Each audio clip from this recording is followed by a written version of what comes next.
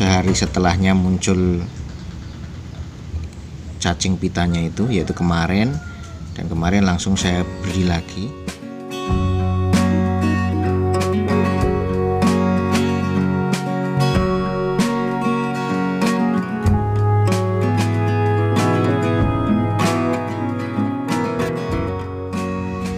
Assalamualaikum warahmatullahi wabarakatuh. Salam rahayu dulur-dulurku.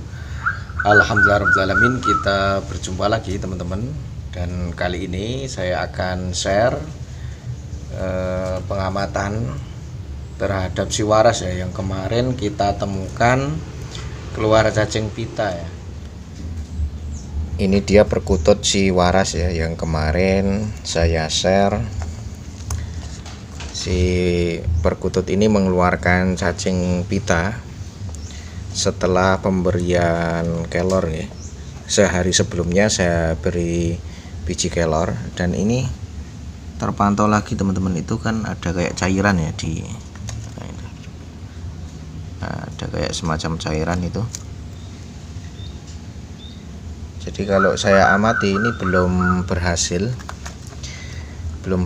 dikeluarkan. Dan ini kalau kita amati ya, kotorannya terlihat jelas itu tidak bisa padat nih. Jadi kotorannya itu terlalu banyak didominasi air, akhirnya kalau kering pun kayak ini ya, jadi kayak lembut-lembut itu. Dan juga ini dicepuk airnya. Si waras ini kan termasuk dia sering tidur di atas cepuk air ya, dan itu kita pantau kotorannya seperti itu. Kemudian ciri lain ya dari si waras ini, memang dari kotorannya ini keluar bau yang tidak sedap nih. Jadi baunya lebih menyengat dibanding dengan perkutut-perkutut yang lainnya ya. Kalau perkutut dalam kondisi normal ini sebenarnya kotorannya itu tidak menimbulkan bau ya. Bahkan jauh berbeda dengan burung-burung pemakan buah ya. Kalau burung kicauan misalkan yang makan buah atau makan hewan-hewan yang hidup gitu ya, jangkrik dan sebagainya, itu biasanya kotorannya kan menimbulkan bau yang lumayan menyengat itu ya.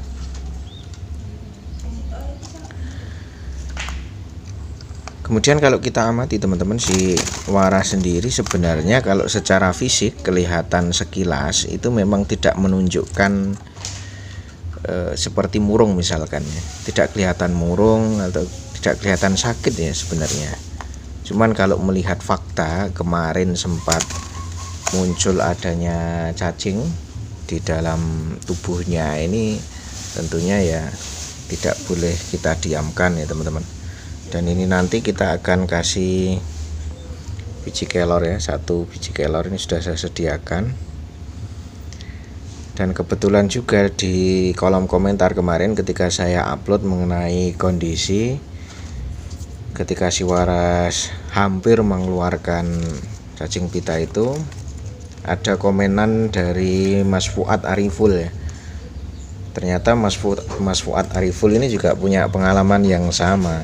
Tapi tragisnya perkutut tersebut milik Mas Fuad Ariful yaitu tidak bisa terselamatkan katanya. Sama persis itu setelah ada pemberian daun kelor malahnya.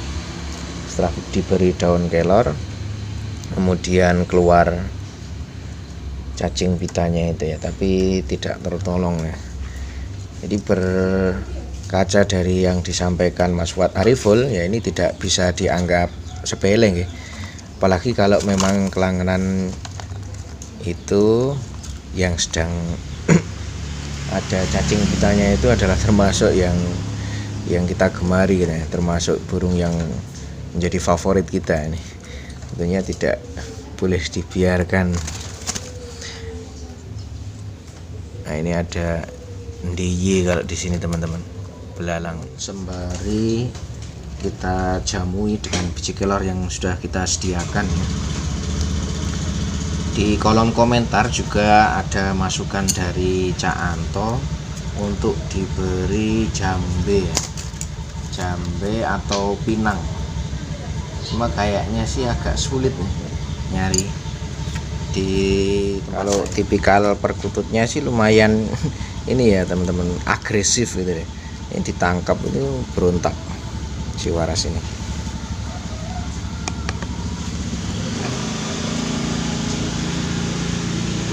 Ini saya kasih biji kelor.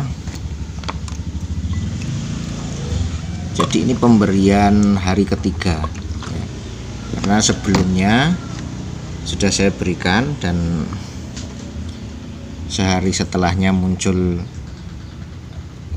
cacing pitanya itu, yaitu kemarin, dan kemarin langsung saya beri lagi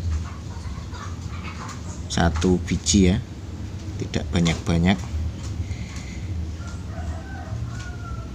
Dan ini adalah pemberian hari ketiga, dan coba saja nanti seperti apa, sambil barangkali nanti ketemu biji jambenya.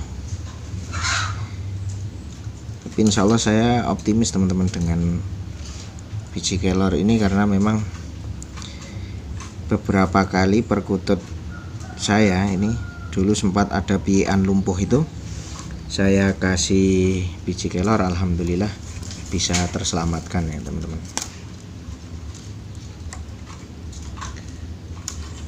Ini perilaku si waras yang cukup membuat kita harus bersabar. Itu dia selalu tidur di cepuk air minum ini ya. Jadi secara otomatis setiap hari pasti keruh ini cepuk air ini. Jadi hal-hal yang semacam ini yang sedang saya share ini, kadang kalau kita abaikan itu ya bisa berakibat fatal.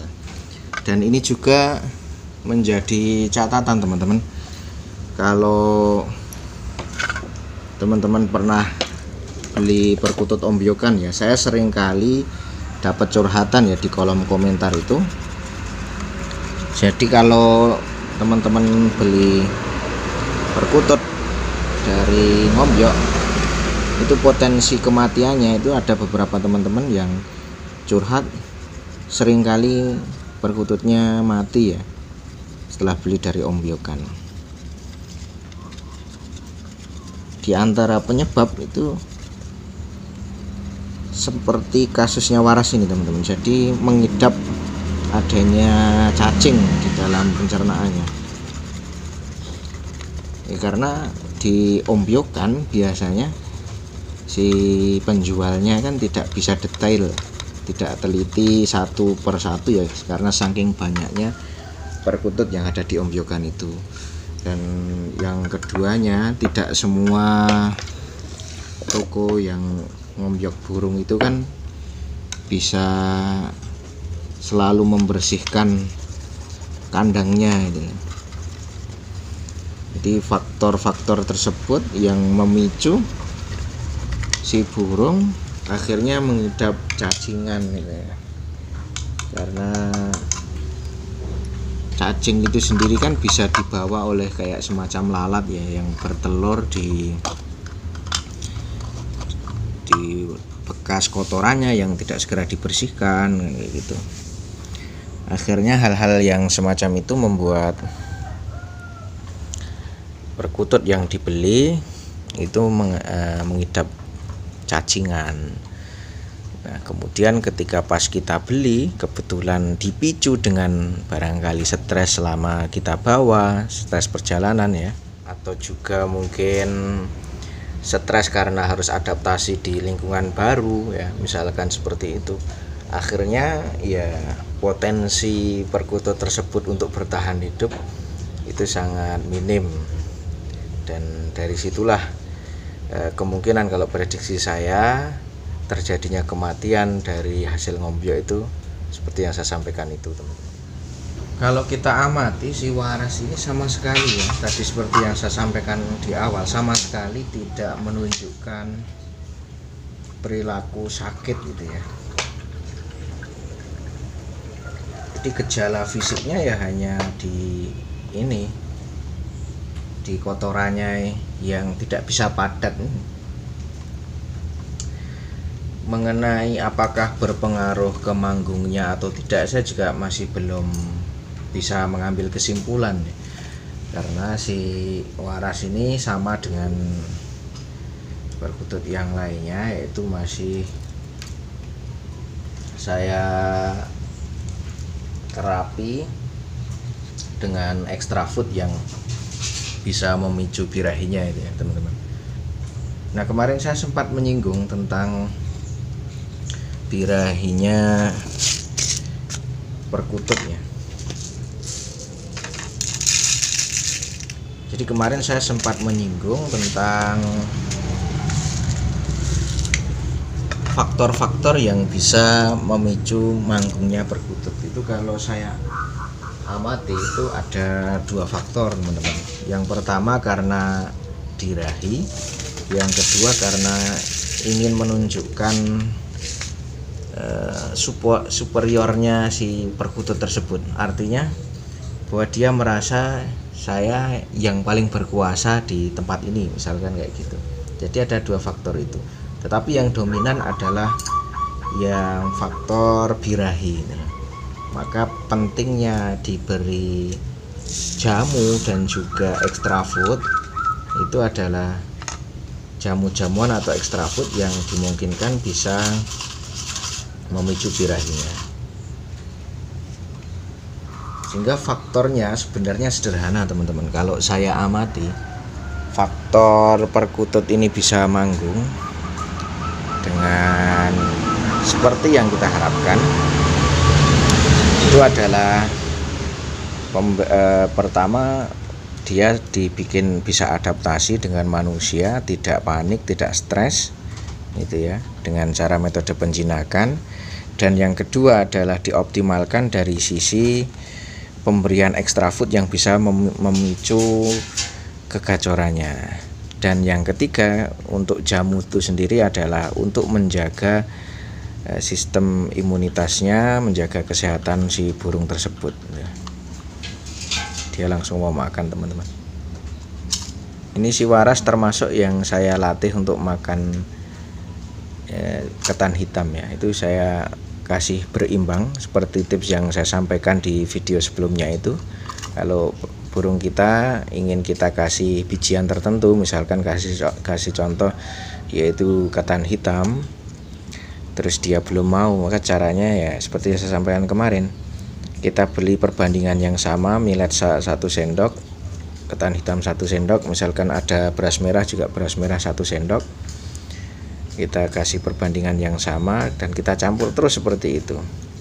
Setiap hari mana yang berkurang lebih banyak itu yang kita tambahi dengan porsi yang tetap kita bikin sama dengan bijian yang lainnya. Insya Allah itu lama kelamaan dia juga akan mau makan pakan yang ingin kita berikan, yang kita harapkan perkutut kita mau memakannya itu ya.